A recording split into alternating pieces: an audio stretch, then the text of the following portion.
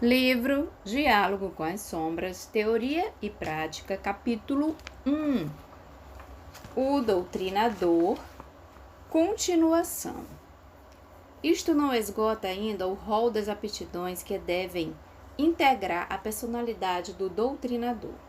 Nem pretendemos esgotá-lo aqui, ou afirmar que somente pode investir-se na função de doutrinador aquele que possui cumulativamente todas essas virtudes. Não estamos ainda nesse estado evolutivo. Prossigamos, no entanto, ainda no exame dos componentes morais e psicológicos da personalidade de um doutrinador. Se não dispuser de, no mínimo, de aptidões, o candidato a tal função deve procurar desenvolvê-las ou assumir outra tarefa para a qual seus recursos pessoais sejam mais adequados. Uma dessas virtudes é a paciência. Não pode ele, sem prejuízo sério para o seu trabalho, atirar-se sofregamente ao interrogatório do espírito manifestante. Tem que ouvir, aturar desaforos e impropérios, agressões verbais e impertinências.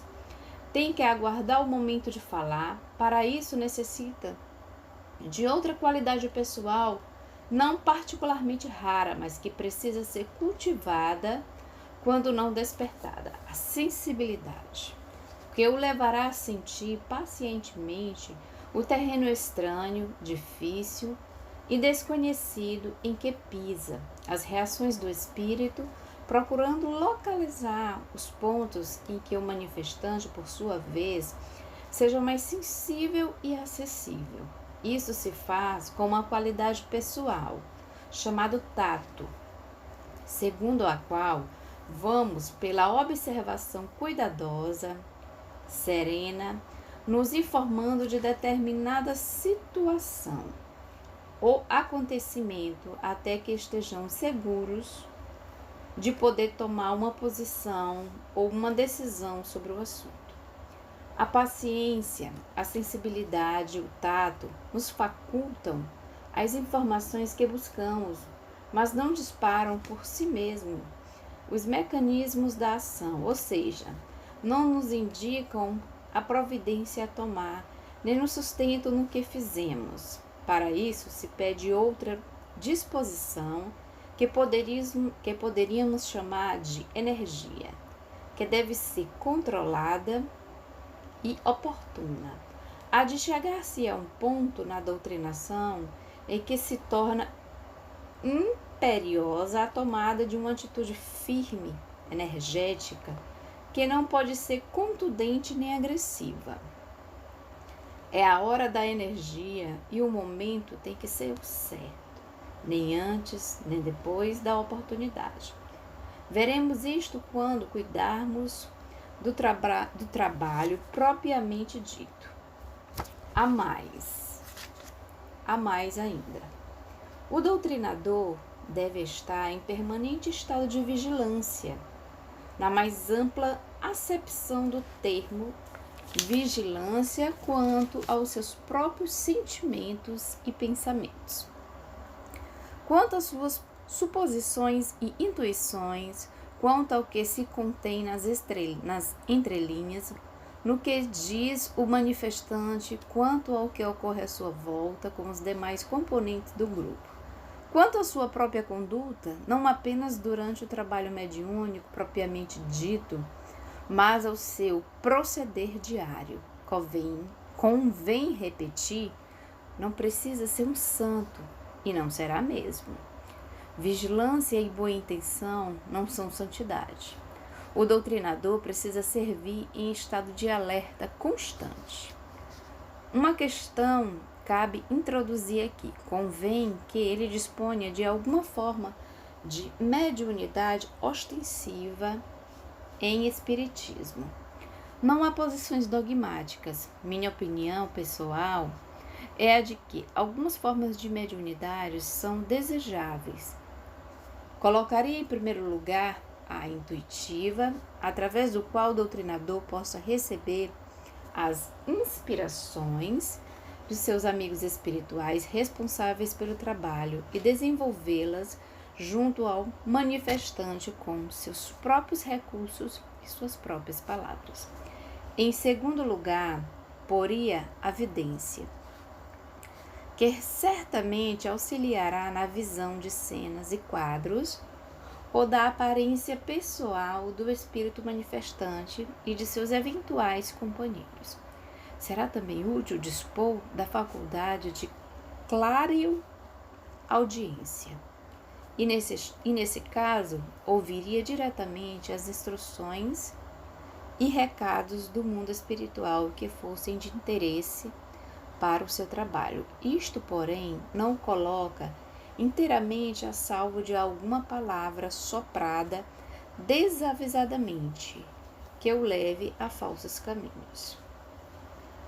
Creio poder afirmar que não seria desejável qualquer forma de benignidade que colocasse o dirigente ou doutrinador em estado de inconsciência. Ele precisa manter-se lúcido durante todo o período de trabalho. Uma confreira experimentada nas laides espíritas contou-me que certa vez se encontrou ante a contingência de dirigir uma sessão de desobsessão. Relutantemente, concordou em assumir o encargo, pois temia que sua ostensiva mediunidade de corporação interferisse com a boa marcha do trabalho. Realmente foi o que aconteceu. Ao iniciar a tarefa do diálogo com o espírito manifestante, começou a sentir-se envolvida, perdeu o fio da conversação e, sentindo-se girar como um parafuso, disse ela. Daí a pouco estava, por sua vez, incorporada, criando certo pânico na sessão. Depois dessa experiência, ela passou a recusar, com firmeza, qualquer solicitação para funcionar como doutrinadora, dedicando-se a outras atividades tão nobres quanto essa, para as quais estava perfeitamente preparada com a abençoada mediunidade de cura. Suponho que, por isso, a faculdade mais comumente encontrada num doutrinador é precisamente a intuição. Se ela procura sintonizar-se com o mundo espiritual, esta via de comunicação bastará ao seu trabalho. Por ela, seus companheiros mais esclarecidos se comunicarão com eficiência e oportunidade para a ajuda de que ele não pode presidir de uma vez por todas. Tiremos de nossa cabeça a noção falaz de que o bom doutrinador pode dispensar a colaboração dos espíritos superiores, mais de uma vaidade tem sido explodida por causa disso. E não são poucas obsessões pertinazes têm resultado dessa ingênua e perigosa imaturidade. Já fazemos muito quando não atrapalhamos os dedicados companheiros da espiritualidade maior. Se manifestamos a tola pretensão de dispensar-lhes a ajuda, eles se afastarão com tristeza, é certo, mas com serenidade e sem remorsos, de vez que jamais impõe a sua presença nem a sua vontade. Não há bom doutrinador sem a colaboração e o apoio dos espíritos mais esclarecidos. E em breve não haverá nem bom nem mal, porque o pretensioso ficará literalmente aniquilado pela obsessão ou pela fascinação de espíritos ardilosos, que se apresentam com nomes pomposos e se arvoram, por sua vez, em doutrinadores do doutrinador, pregando estranhas e confusas ideias. Com isso, chegamos à outra faculdade necessária ao doutrinador, a humildade. ela vai precisar dela com frequência impressionante. A princípio, para aceitar as ironias, agressões e impertinência dos pobres irmãos atormentados. Depois, se e quando conseguir convencer o companheiro de seus enganos e de seus erros para não assumir a atitude do vencedor, que pisa na garganta do vencido para mostrar o seu poder e confirmar sua vaidade e o seu orgulho. E a partir do momento em que o turbulento manifestante de há pouco se converte em verdadeiro trapo humano, arrependido e em pranto, que o doutrinador deve mostrar toda a sua compaixão, humildade e o seu respeito pela dor alheia. Tem ainda que ser humilde no aprendizado. Cada manifestante traz a sua lição, a sua informação, a sua surpresa em trabalho mediúnico. Estamos sempre aprendendo e nunca sabemos o suficiente se não nos aproximamos dele com humildade. Pouco ou nenhum progresso conseguiremos realizar. A humildade é necessária também quando não conseguimos convencer o companheiro infeliz. Precisamos estar preparados para a derrota. Em muitos casos, nada de pretensões tolas de que o trabalho foi 100% positivo. Claro que positivo no sentido genérico, ele sempre o é, mesmo aquele que não conseguimos demover de seus propósitos. Se tivermos tido habilidade e tato, teremos realizado no seu coração a sementeira da verdade. Um dia, não importa quando, ele vai lembrar-se do que lhe dissemos e conferi-lo com a realidade. Não contemos, porém,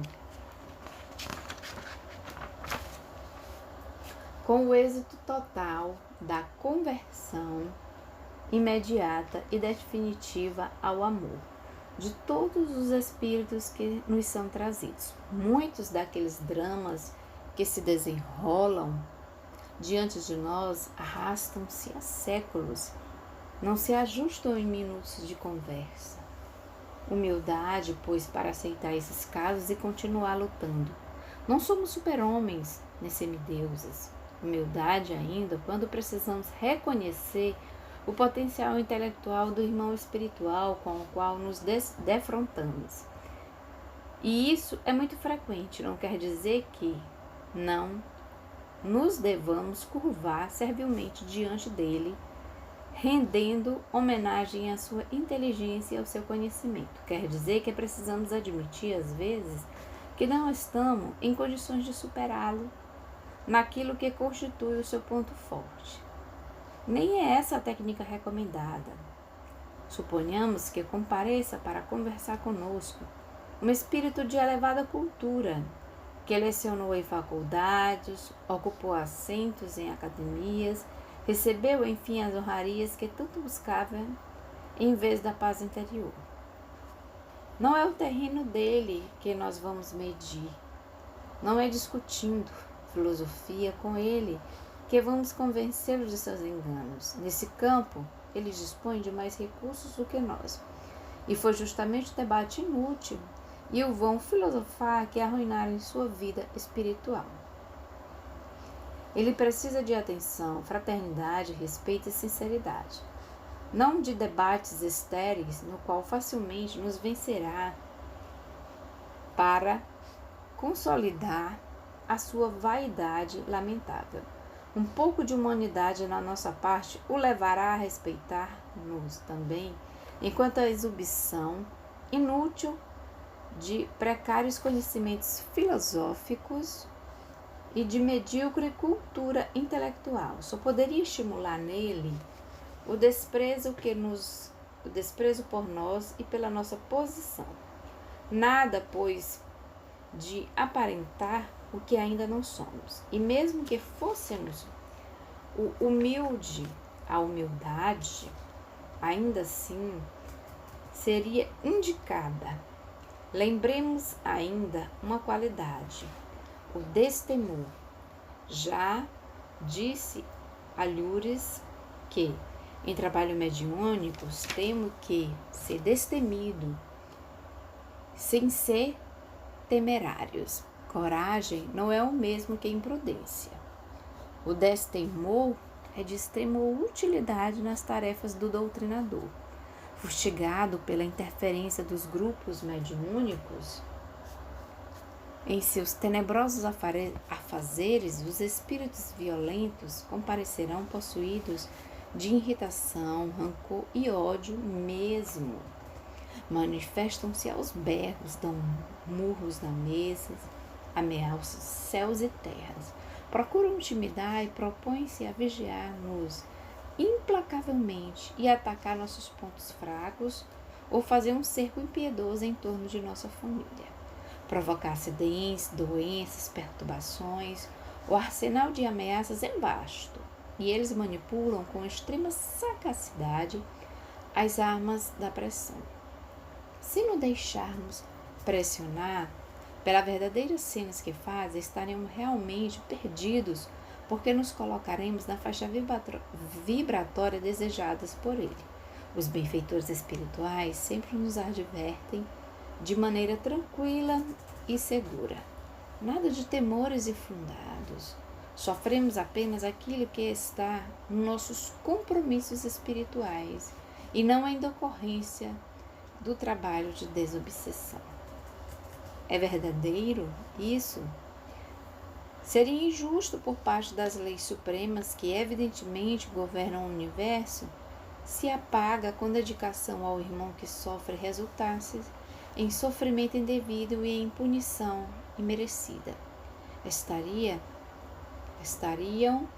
subvertidos todos os princípios da justiça divina, se assim fosse, e até possível de uma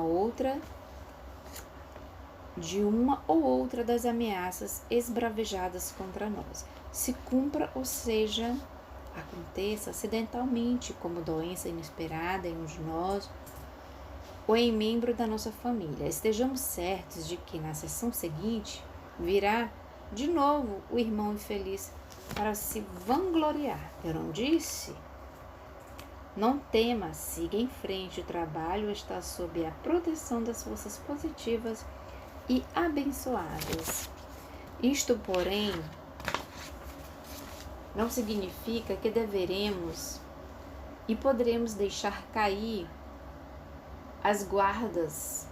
A proteção existe, mas não para dar cobertura à imprudência, à irresponsabilidade. Não custa, pois, anotar mais uma das aptidões necessárias ao bom desempenho do trabalho mediúnico em geral e do doutrinador em particular, a prudência. Se, porém, um acontecimento desagradável realmente acontecer conosco ou com alguém da nossa convivência, nitidamente ligado ao trabalho mediúnico, nem assim devemos nos desesperar e intimidar. Estejamos certos que estava já nos nossos compromissos e mais. Os recursos socorristas virão, sem dúvida alguma. A longa digressão acerca das aptidões desejáveis ao doutrinador não deve necessariamente desencorajar aquele que pretende se preparar para a tarefa. Ele precisa saber que o trabalho é árduo, os riscos são muitos, as qualificações são idealmente rigorosas e numerosas, e nenhuma projeção especial o espera, ao contrário. Quanto mais aparado o seu trabalho, mais eficaz e produtivo, dificilmente um doutrinador reunirá tantos e tão grandes atributos pessoais. Procuramos aqui traçar um perfil ideal e, como todo ideal, difícil, senão impossível de ser atingido. Que isso não desencoraje ninguém à responsabilidade do trabalho. Os espíritos amigos saberão dosar as tarefas segundo as forças e as possibilidades de cada grupo. Por outro lado, o doutrinador é usualmente o para-raios predileto do grupo, porque os espíritos atribulados, trazidos ao diálogo com ele, se entendem e se desentendem. É nele que identificam a origem de seus problemas.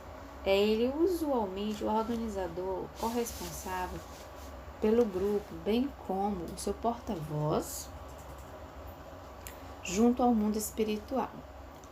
Ainda voltaremos a esse tema fascinante, lançando mão de um acervo de experiências pessoais preciosas. Em suma, o doutrinador não pode deixar de dispor de 5 qualidades ou aptidões básicas. Formação doutrinária muito sólida, como apoio insubstituível nos livros da codificação kardeciana. Familiaridade com o Evangelho de Jesus, autoridade moral, fé, amor. As demais são desejáveis, importantes também, mas não tão críticas. Paciência, sensibilidade, tato, energia, vigilância, humildade, destemor e prudência. Com respeito ao doutrinador, falta ainda abordar um aspecto final antes de prosseguir.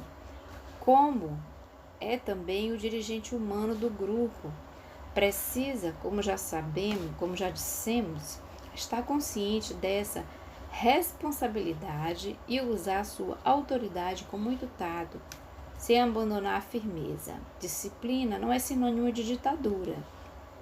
Quando o grupo reunir-se para debater problemas ligados a trabalho, deve o dirigente comportar-se como simples participante para estimular a criatividade e a contribuição dos demais membros.